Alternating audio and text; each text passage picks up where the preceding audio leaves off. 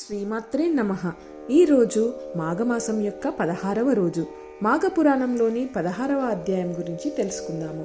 విద్యాధర పుత్రిక కథ. రాజా, మాఘమాస స్నాన మహిమను తెలుపు మరి ఒక కథను వినుమని మరలా ఇట్లు పలికెను. పూర్వము విద్యాధరుడు అను ఒకతను సంతానము కావలేనని బ్రహ్మనుద్దేశించి గంగా తీరమున తపము చేయుచుండెను. నియమవంతుడైన భక్తి శ్రద్ధలతో చిరకాలము తపమాచరించెను. అతడిట్లు చిరకాలము తపము చేయగా బ్రహ్మ సంతుష్టుడై వాడికి ప్రత్యక్షమాయెను. వరములనిత్తునని కోరుకొమ్మనెను. పుత్ర సంతానము కావాలని విద్యాధరుడు ఆ బ్రహ్మను కోరెను. అప్పుడు బ్రహ్మ, నాయన, నీకు పుత్ర సంతాన యోగము లేదు, అయినను నీ తపమునకై మెచ్చి పుత్రికను అనుగ్రహించుచున్నానని అంతర్ధానమాయెను. ఆమె పెరిగి పెద్దదయ్యెను. మిక్కిలి సుందరమై సద్గుణాన్వితమైన కన్నవారికిని తనను చూచిన వారికిని సంతోషమును కలిగించుచుండెను. విద్యాధరుడును ఆనందమునకు కలిగించు ఈమెను ఎవరికిచ్చి వివాహమును చేయుదును అని అత్తవారింటికి పంపజాలను. వివాహము చేసినను అల్లుని కూడా నా ఇంటనే ఉంచుకొందును అని నిశ్చయించుకొనెను. ఒకనాడు ఒక రాక్షసుడు ఆమెను చూచెను. ఆ రాక్షసుడు దేవీ భక్తుడు. ఎన్నో దివ్యశక్తులను సంపాదించెను. కోరిన రూపము ధరింపగల శక్తిని కూడా సంపాదించెను. ఆ రాక్షసుడు విద్యాధర పుత్రికను చూచినంతనే ఆమెపై మరలుకొనెను. ఆమెనెట్లయినా వివాహము చేసుకొనవలెనని తలచెను. ఆ రాక్షసుడు మిక్కిలి శక్తివంతుడు. శివుని తపమునచే మెప్పించి శివుని శూలమును కోరి పొందెను. శివుడును వానికి శూలమునిచ్చుచు, ఓయి, ఇది నీ శత్రువునకు ఆధీనమైనచో నీవు మరణింతువు అని చెప్పి ఇచ్చెను. వరగర్వితుడైన ఆ రాక్షసుడు, నన్ను మించిన శత్రువెవ్వడు, నా ఆయుధము శత్రువునెట్లు చేరును అని తలచి వరగర్వితుడై ఎవరికి లెక్క చేయకుండా ప్రవర్తించుచుండెను. అట్టి రాక్షసుడు విద్యాధర పుత్రికను చూచి, సుందరి, నన్ను వరించుము అని అడిగెను. ఆమెయు నా తండ్రిని అడుగమని చెప్పెను. రాక్షసుడును విద్యాధరుని వద్దకు వెళ్ళి వాని కుమార్తెనిచ్చి వివాహము చేయమని కోరెను. విద్యాధరుడు వానికి తన కుమార్తెని ఇచ్చి వివాహము చేయుటకు తిరస్కరించెను. రాక్షసుడు చేయునది లేక మరలా వచ్చెను. విద్యాధరుని పుత్రికను హరించి సురక్షితముగా సముద్రము కిందనున్న తన ఇంట ఉంచెను. శుభముహూర్తమున ఆమెను వివాహమాడదలచెను. విద్యాధరుడును తన పుత్రిక ఏమైనదో అని విచారించుటకు పోయి తన వివాహమునకు మంచి ముహూర్తమును చెప్పమని అడగగా, బ్రహ్మ 8 మాసముల తర్వాత మంచి ముహూర్తమున్నది, అంతవరకు ఆగమని చెప్పెను. రాక్షసుడు అందుకు అంగీకరించెను. అతడు విద్యాధర పుత్రికతో 8 మాసముల తర్వాత శుభముహూర్తమున నిన్ను వివాహమాడుదును. ఈ లోపున నిన్నేమియూ బాధింపను. నీవు కోరిన వస్తువులను తెచ్చి ఇస్తును. నా ఏమేమి కావలేను అని అడిగెను. ఆమె ఏమీయూ మాట్లాడలేదు. రాక్షసుడు మరలా అడగగా, నాకిప్పుడేమీ అక్కరలేదు. ప్రతి సోమవారము సాయంకాలమున శివుని దర్శించు వ్రతమున్నది. దర్శించి పూజించుటకు శివలింగం ఎచటనున్నదో చూపమని అడిగెను. ఆ రాక్షసుడు పాతాళంలో ఉన్న హటకేశ్వరుని చూపెను. విద్యాధర పుత్రికయు రాక్షసుని అనుమతితో శివ సందర్శనమునకై ప్రతి సోమవారము పాతాళమునకు పోయి వచ్చుచుండెను. ఒకనాడు ఆమె పాతాళ లోకమున ఉన్న హటకేశ్వర స్వామిని దర్శింపవెళ్ళెను.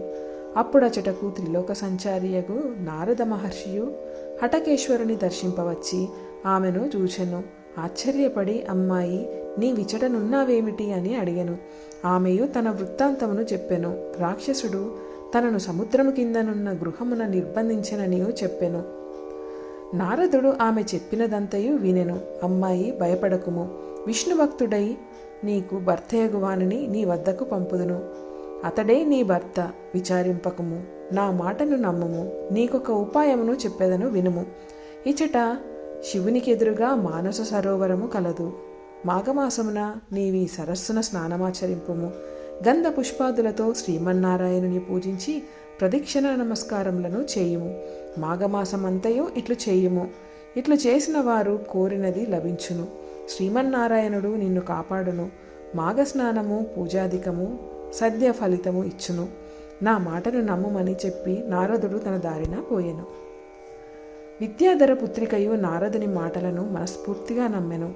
మాఘమాసమంతయు హటకేశ్వరుని పురమందున్న మానస సరోవరం వద్దకు వెళ్ళి స్నానము చేసి పూజ మున్నగు వారిని చేయుచుండెను. నారదుని మాట యథార్థమగుటకై ఎదురుచూచుచుండెను. మాఘమాసమును వ్రతముతో గడిపెను. నారదుడు లోక సంచారము చేయుచు సౌరాష్ట్ర దేశమును పరిపాలించుచున్న శ్రీ మహావిష్ణు భక్తుడగు హరిద్రదుడను మహారాజును చూచెను. ఆ రాజు సర్వకాల సర్వావస్థల యందును శ్రీ మహావిష్ణువును స్మరించుచుండును. అందరి యందును శ్రీమన్నారాయణునే దర్శించును. వారిని హరి అని ఆహ్వానించును. విష్ణువు ఆయనని విష్ణువా అని పిలుచును. గోవిందాయ అని మాట్లాడును.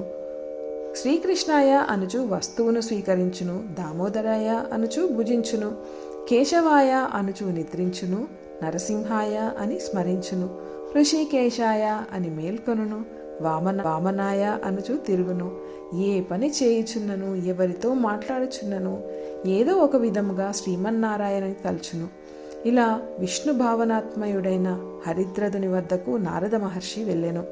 హరిద్రదుడును నారద మహర్షిని చూచి ఎదురుగా వచ్చి గౌరవించెను. తగిన ఆసనమున కూర్చుండబెట్టి అనేక ఉపచారములతో పూజించెను. నారదుడును, రాజా, విద్యాధరుని యొక్క కన్యను ఒక దానిని వరగర్వితుడైన రాక్షసుడొకడు బలాత్కారంగా అపహరించి సముద్ర గర్భమున దాచియుంచినాడు. ఆ విద్యాధర కన్యక త్రిలోక సుందరి, సద్గుణశీలి. ఆమెను వివాహమాడి భార్యగా స్వీకరింపవలెను. ఆ రాక్షసుని వాని శూలంతోనే సంహరింపవలేను అని వానికి తగిన రీతిలో వివరించి నారదుడు అచటి నుండి లోక సంచారార్థమై పోయెను. హరిద్రదుడును సముద్రము వద్దకు పోయెను. నారదుడు చెప్పినట్లుగానే సముద్రము వానికి తన లోనికి వచ్చుటకు మార్గము నొసగెను. హరిద్రదుడును ఆ రాక్షస గృహమును చేరెను. ఆ సమయమున రాక్షసుడు ఇంటలేడు. అతడు వివాహ ముహూర్తమునకై బ్రహ్మ వద్దకు పోయెను. అతడు పోవుచు శూలము ఇంట్లో ఉంచి వెళ్ళెను. రాజు రాక్షసుని ఇంటనున్న ఆ శివుని శూలమును గ్రహించియుండెను. రాక్షసుడి ఇంటికి వచ్చినప్పటికీ తన శూలమును పరహస్తగతమగుటను గమనించెను. ఆ రాజును చూచి ఇట్టి వానితో యుద్ధము చేసి మరణించినను మంచిదేయని తలచి హరిద్రదునితో యుద్ధము చేయ సిద్ధపడెను. రాక్షసుడు హరిద్రదుడు చాలా కాలము యుద్ధము చేసిరి. హరిద్రదుడు శివుని శూలమును ప్రయోగించి రాక్షసుని సంహరించెను. ఆ రాజు రాక్షసుని సంహరించి విద్యాధర పుత్రిక వద్దకు పోయెను. ఆమెయు నారదుని మాటను స్మృతికి తెచ్చుకొనెను. వారిని భర్తగా వరించెను.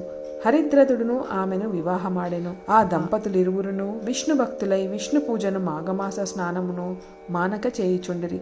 చిరకాలము సుఖశాంతులతో శుభ లాభములతో జీవితమును గడిపి శ్రీహరి సాన్నిధ్యమును చేరిరి అని వశిష్ఠుడు మాఘస్నాన మహిమను గురించి దిలీపునకు వివరించెను. ఈ విధంగా మాఘపురాణంలోని 16వ అధ్యాయము సంపూర్ణమైనది. లోకా సమస్త సుఖినో భవంతు. సమస్త సన్మంగళాని భవంతు.